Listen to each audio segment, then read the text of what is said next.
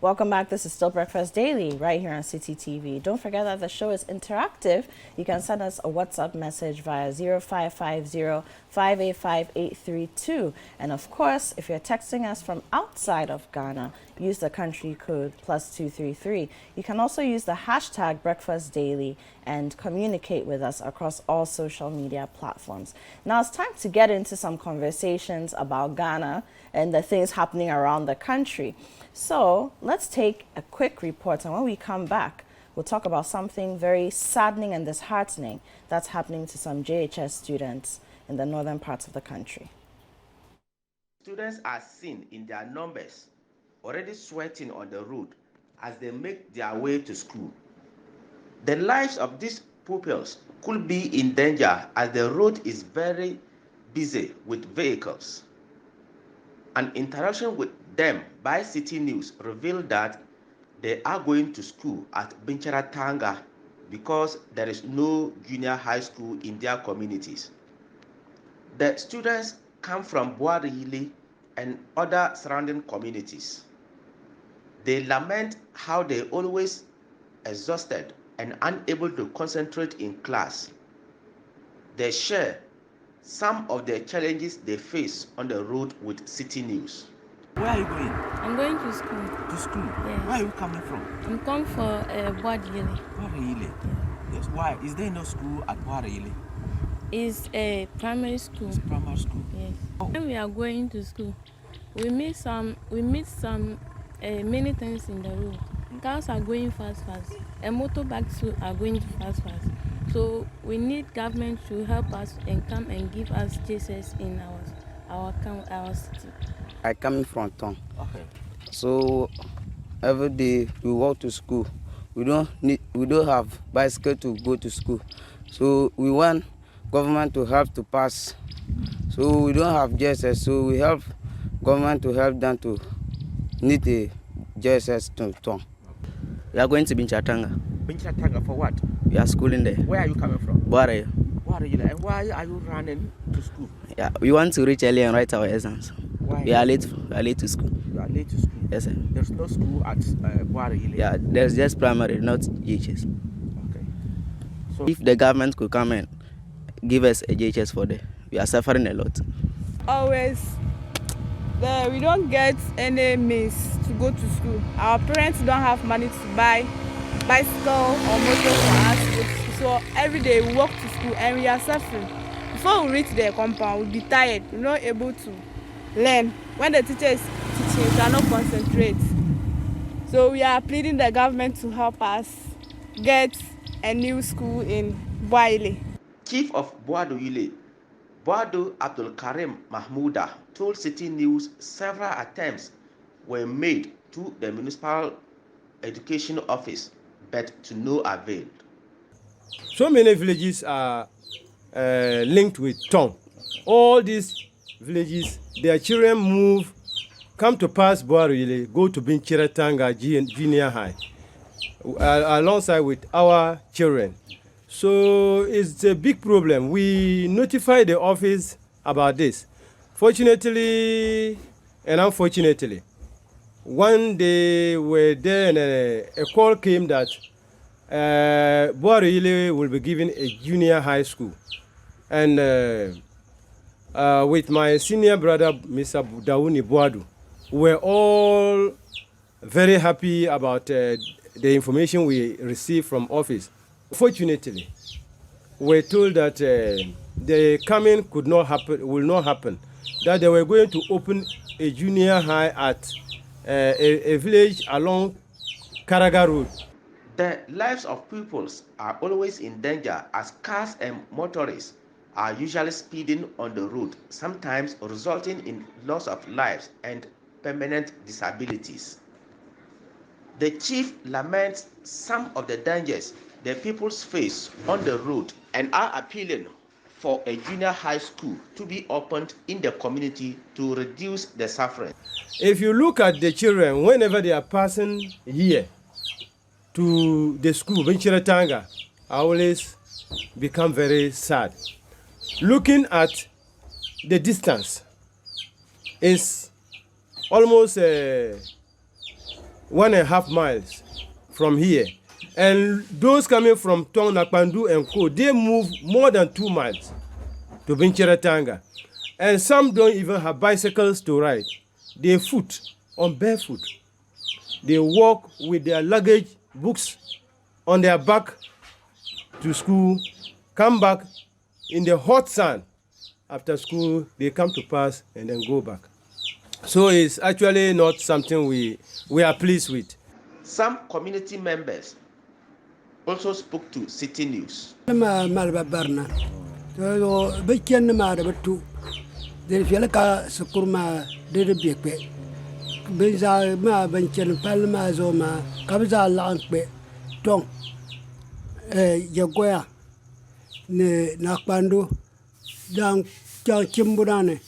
Biza be dila wala kana be paso kurmana wula kabeno me wum sambiene karme malbarna palna mazo benima de kurbati tal de ko be karada ma motonam gatlani lora gatme me kala balgo badir wahala nguna dama am yankul bihne salatu tam ka so bor tang mazo ka tom kana wa kana bi mun yen dola ka dang chang tza so chirama moto igata ko gaho o yazang lo ban gare so fitina nguna ban nangda so hal shukuru ma sha nyar bo'a da dur ma puni dan da ko famna ye ma bi de pam ba mangam bo jesus ma kar chen pyengo daro su fitina nguna ban nangda dama ton pon pa bi ma ba za ngar la sol ngo bur ka sol dol gul nyangu ban zayir ni pulo na kun pa ma ba za gar ta la pyengo wahala nguna ban nangda so min bo che na gba ka tan nan poncha.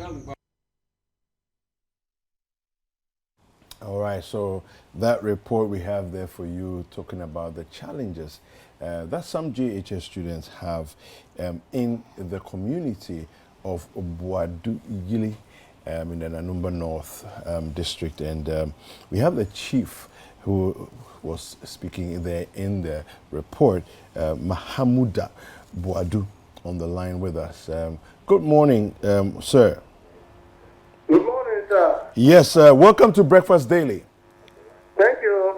All right, so listening to the various conversations that were happening in the report, I'm just wondering to myself, would it be better to have a school in the community, or would you prefer to have, let's say, a bus, a minibus, to transport your children to the school that they are going to now, back and forth each day? What would you be your immediate preference? Thank you very much. So let me thank your cherished viewers and listeners. In fact, we've already mentioned the challenges we had in not having our community a junior high school. We prefer to have a junior high school in Boadu so that all the surrounding villages will find it easy to access their education. Okay. We cannot demand a bus to always convey our children to Vincenatanga day in, day out. What if the bus is broken down? What do we do? On that day, no child will go to school. Yeah. So we prefer having a junior high school in Boadu town so that the villages are around town looking at Timbunani to Nakpandu to town. Coming out of Boadu here on the road. Yeah. I took my time and it is even almost 5 miles. And Boadu to Vincenatanga is 2 miles. So look at the distance the children from Timbunani and this family will make before they get to Vincenatanga. About 7 miles. So it is actually a fatigue on the children. They are suffering. They are suffering. Yeah. We need the Ghana Teaching Service to come to our aid and help us have a junior high school in Boadu that can accommodate the required Pupils students, top students, Nasandu students, Kimbunani, Depani, and Boari town itself. It is a junior high is established in Boari. It is going to be one of the biggest junior high around this area because the feeding schools will be so many. So give us a sense of how big is Boadu Yili town itself? How big is it, and how many villages roughly would you say surround the town?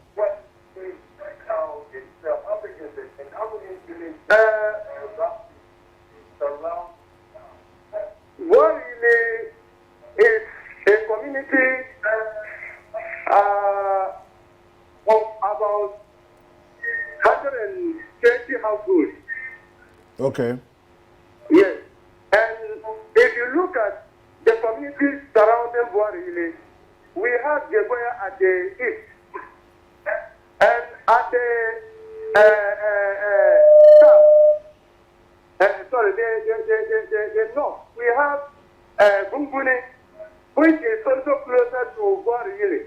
Even though their children move to Lanja, but if Boari is given a junior high school, they would prefer coming to Boari than Lanja. Then we have Tom. We have Depani. We have Natandu. We have Kimbunani. And other smaller communities around the River Dakar area. They are all coming out of Boari here to attend school at Bencheratanga. Okay.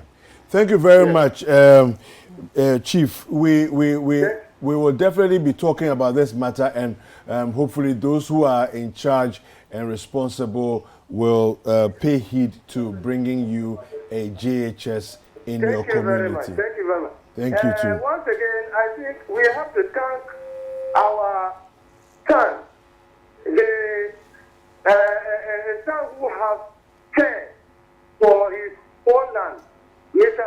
Amin Anabia, who was on his tour to Yendi. He was moving to Yendi to meet His Excellency the President, Nana Nana Dankwa. Yes. He was moving to meet him when he met the children on their way to Bencheratanga. So it was just by chance that he met them, and in fact proceeded to meet me in my house in Guarili, and also asked of the issue of not having a junior high. So that made gives us the possibility to be seen and heard by the whole nation. We thank him very much. And we pray that he should be successful in all that he Thank you very much, Chief. Thank you. We appreciate it. And I'm sure he appreciates it as well. He was making reference to our correspondent and colleague, Aminu Alabira, who brought us that report. Yeah, so, I think that looking at, I think that the strategic placing of a school in that town makes sense. You know? I mean, absolutely. Absolutely. I do hope that we get to speak to the education directorates in the town or within the vicinity at some point. But they should be able to tell us why, if there's some reason that they don't have it. You know, I would like to know why. And also, if it's not necessary within their purview to have a school there, what can we do to curb the situation? Because the directorates, their jobs within these communities is to ensure that the rollout of education in terms of curriculum, in terms of the development structure, all that is sorted. And if you're talking about access to education being one of the mandates and making sure that it happens, access to education also literally means accessing the school. Yeah, exactly. Yeah. So, I mean, like he said, even though providing vehicles would be a quicker and, maybe an intermediate step, it's not a permanent solution because vehicles would always break down. You have all kinds of issues with that. And then also it's limiting capacity. Yeah. The more students you have, the larger capacity you will be looking at. So anyway, we want to speak to the PRO of the Bimbilla Municipal Education Directorate, under which this area falls. I want to find out from him. Is Mr. Salifu Tahidu. Good morning, sir. Good morning, sir. Welcome to Breakfast Daily. Thank you, sir. All right. So, can you give us an idea of where the school is as far as your jurisdiction is concerned, and the school versus the town of Boadu Yili? So the school that they go to, the kids go to, the nearest school they go to, where the town is, and as far as your jurisdiction is concerned. Yes, Boadu Yili is one of the communities in Nanung North municipality. Mm-hmm. And yes, of course, they have only primary school. There is no senior high school in that community. However, not quite long, I think somewhere, I can't exactly put the date. We identified some of the communities that lack junior high school, but we have considered establishing junior high schools in those communities. And Boadu Yili was one. Okay. And as a requirement, we have to write for clarification and then the go ahead before we can do that. Okay. As a result, we wrote to regional in request to establish junior high school in Boadu Yili and other communities. Okay. So about 11 communities were identified within our municipality for that purpose, of which Boadu Yili was one. The regional has replied to us that we can establish a junior high school in Boadu Yili. And when that happens, we have to write to the national. Okay. And that is what we are waiting on for now, for us to put up a junior high school in Boadu Yili. Okay. So in the event that you are given clearance, what would it take to set up the school? I mean, are you going to expand the building infrastructure? Will you build a separate, on a separate campus? I mean, what does that mean in terms of? Yes, for now, if we have the clearance, that means that in establishing a new junior high school, we will have only one class. Okay. For the start. And with that, it's just a matter of getting a temporary place to kickstart. Then we write to assembly. They need to put up a structure in the community for us to use it as a junior high school. Okay. I think assembly is even in the noon, and they have even put up one structure in one of the identified communities. And among those communities, that was the farthest distance students to cover to have access to junior high education. So they have put up a structure there. We are now waiting on the clearance, check that we can formally start the schools in those communities. Okay, so good morning, sir. And thank you very much for speaking to us on Breakfast Daily. Thank you. So I have a question. While we wait for National to give this clearance, and let me just ask, do we know how long that would take as per your experience or your knowledge of how the system works? Do you have any idea how long these processes usually take? Well, it depends. I think this will be a wake-up call for us to make a follow-up now on that. And again, maybe this time around, it was within our powers that we were doing in order to have a push to have this school established. Now it has become a national issue once it is discussed on this platform. So whoever is concerned, our MP, whoever is there, I think they can push us for those people who are concerned to give us the approval so that we can establish the school. Okay, how would your directorates fund the building of these structures? Because we are not just talking about Boadu Yili from what you are telling us. Yes, for education directory, we are policy implemented. put up structures. It is the assembly's duty to put up structures wherever a structure is required to be. So what we can do is to write to assembly to put up a structure there. But we are only implementing policies. We don't put up structure. So we don't have the power to put up structure in any community for establishing schools. Okay, so in the meantime, how can we solve this problem? Can we, for example, push for buses or some kind of vehicles to be provided so that the students can commute? Because from what you're telling us, of course, it's a system and the system must work, right? Processes must be approved. But for now, the students are suffering. And this can be a deterrent for some of them to even go to school. Some may say, you know what, I don't want to have to go through this, so I'm not going to go to school. I'd rather, be at home, help my parents or whatever it is. So in the meantime, how do you think we can address the problem?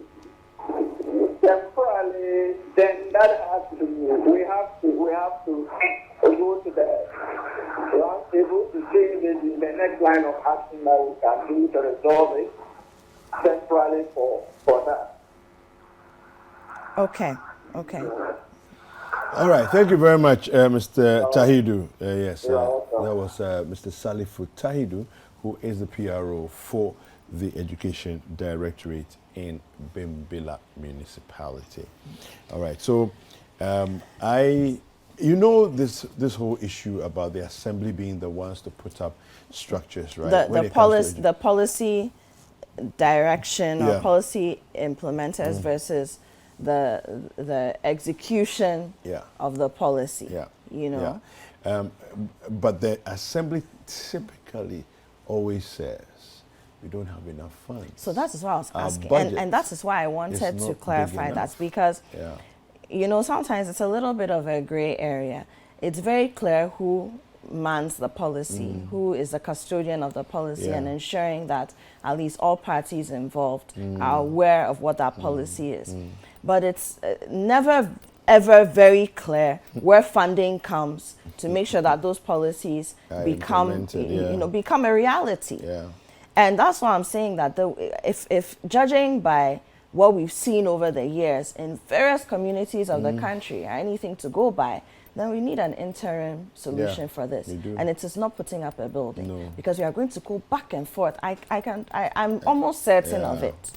Meanwhile, some young people are there. They just want to go to school. They just want to better their chances at a better life in the future. That is it. They want to be counted as part of Ghana's future. It's just as simple as that. There's nothing wrong with that wish. As simple as that. You're a Ghanaian. And you see, somebody may say, oh, but walking to school is normal. Listen to the distances we are talking about, 2 miles. That's a lot. By the time the child gets to school, I have been in the classroom before. There's a certain level of physical activity that helps to jog the brain and wake a student up before they get into the classroom. Or during the class, there's a reason why, even when you're at a function, an event, a summit, there's a reason why there are icebreakers, stand up, clap, ask questions, so that your brain is, woken up.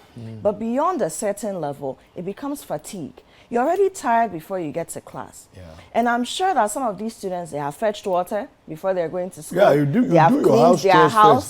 They've whatever it is, probably helped to prep breakfast that they'll eat from dawn. Now you walk to school. By the time you get there, you're tired. And you're already dreading the journey back home. I tell you that some of them along the way may say, I can't do this anymore. Because they just couldn't have proper transportation access to a school. Or have a school in their community that's easily accessible. We joke with certain things. And in 2022, the Ghana that the international community sees and respects, this should not be our story. It should not. I mean, I'm just thinking about what it means in terms of the places like Tamale, places like Yendi, places like Bimbilla town itself. What are the setups like? Because we've been to some of these places as well, and told stories from here. And you find out that there are all kinds of challenges that they're experiencing. How can they then even be like almost like a refuge, as it were, for the smaller schools that are struggling? Because they themselves are having major issues. And you're experiencing these challenges just because you're a human being who wants to live and you happen to be born in Ghana. Yeah. That's it. We have the MCE for Bimbila municipality. That's the Honorable Abdullah Yakub. He's on the line with us. Good morning, Honorable. Good morning. Yes, welcome to Breakfast Daily. Thank you. Honorable, wanted to find out, there's a school that we're talking about in the community called Boadu Yili, and we wanted to find out from you if it's come to your attention the lack of JHS facilities. The Education Directorate says that it's written to regional to request for permission to set up JHS there. But in the meantime, there are conversations about funding for the school itself, because that falls under your jurisdiction at the assembly to put up the actual infrastructure. Has it come to your attention? Are there any plans in this direction? Is money available to even put up, let's say, a classroom facility for just 1 year to start with? Let's say JHS 1. What are your thoughts? Thank you very much. I think, as you said, the Education Directorate has drawn our attention to it. But we have a number of communities that need this junior high school facility. Just this year, we had to provide a 3-classroom block for the people of Jambuga. They used to trek over 15 kilometers to Bincharatanga to access GSS. Wow. As you say, from Warayili to Bincharatanga, it's less than a kilometer. Okay. So we look at the distances and we prioritize. Okay. So we don't trek more than 10, 15 kilometers. Then we try to provide the GSS before we come to the communities that have GSS closer by them. I see. Okay. And Warayili to Bincharatanga is less than a kilometer. So we have it in our plans to, after we have provided for those who trek over 10 kilometers or 7 kilometers, then we now come to them. Okay. Otherwise, it is in our medium-term development plan. Okay. Is it possible to give us an idea what, let's say, a 3-classroom block costs? Just a rough idea, nothing specific. Yes, go ahead. Yes, a 3-classroom block with the furniture and everything will cost between 200 and 250,000 Ghana cedis in my municipality. Okay. All right. So, Honorable, good morning. Yeah, good morning. Yes, just a quick couple of questions to add to what my colleague here has asked you. So, I understand the prioritization, and that's, of course, very important. But in the meantime, are there ways to curb some of these situations? And you just mentioned some figures that in our time are not very small figures, 200,000, 250,000 cedis for 1 classroom block. That's a lot of money. Not 1 classroom, 3 classroom for block. 3-classroom block. That's a lot of money. Okay, so if you are going to start the classroom blocks in phases, we are more or less going to divide that by 3, right? Yes. Okay, that's still quite a bit of money, just a little less than 100,000 Ghana cedis. Yeah. Does the Assembly have access to that kind of funding to sort of speed up, the construction of these schools in the different communities within your jurisdiction? Madam, what's happening is that before we undertake any project, we should have budgeted for it or should have put it in our annual plan. Yeah. And you see, the funding, we have funding challenges. And we've been trying now to mobilize our own ITF to be able to put up some of this infrastructure. Only last week we have formed a revenue task force to come to help the assembly to mobilize enough revenue to be able to tackle some of these challenges in education and health. Yeah. All right. And I have also drawn the member of parliament attention to that effect. And as I speak, is also constructing some number of junior high schools with some of the deprived communities. Okay. So I think Buari is also part of the schools that we have in the medium term before, and hopefully next year we'll be looking at it. Okay. So, Honorable, in the meantime, has the Assembly considered any kind of transportation services for these communities, not just Buadili, but other communities that we are speaking about that require JHS facilities? Are we looking at, say, urban minibuses, some motorcycles, anything that can at least, is that a conversation at all? Yes, madam, is true. You know, all this boils down to availability of funds. Understand? Yeah. So if I remember we are having a school, a girls' school that was far away from that, we must buy them bicycles to be using. And then it came to a time, even the bicycles, the problem. A bicycle that's a flat tire, 1 Ghana cedis, some of the parents were not prepared to even do that. They wanted the assembly to still come and then do all those things. So we had to relocate the school in town. So there are a lot of things that we are doing in collaboration with the Minister of Education. So what really certainly will also get its share, hopefully next year. Okay. All right. Thank you very much, Honorable. Thank you. We appreciate your time. That was the Honorable MCE for Bimbilla, and giving us what their plans are. And we'll definitely be following up on this story, among other stories as well, regarding. I think that a lot of our focus has been and should continue to be in the more deprived areas of the country.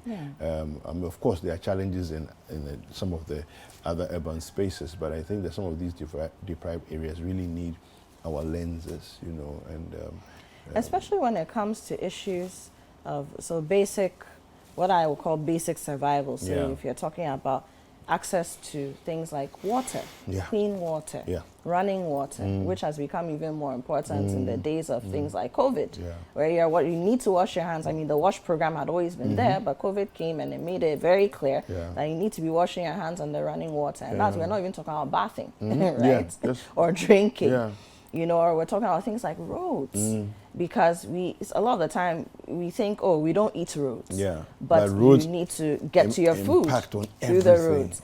We've spoken a lot on this show and other shows here at Citi TV, on Citi FM, about how pregnant women die in transit on their way to the delivery ward. In fact, yesterday, and education is a big one. I think it was yesterday, a report that we brought, and one of the gentlemen was making a very, very interesting comment. He said, if we had good roads, even if the facility that is close to us, the health facility that's close to us, cannot take care of the patient, the road is good. It means that in a short time, we can go to a bigger facility that can take care of the person. But I mean, so all over the world, you don't have a multi-billion-dollar health facility sitting in every 5 meters. No, that's not how it works. You've got the huge referral facilities, the specialist facilities. Sometimes, and I always like to use the more developed countries because that's what we like to compare ourselves to. Sometimes you can be flown from one state to another or one province to another because of your complication. But if we don't have all these things working, in place, what is it? Because even to get to the plane, you need to drive on a road. Well, let's take a quick break. We'll be right back. Don't go anywhere.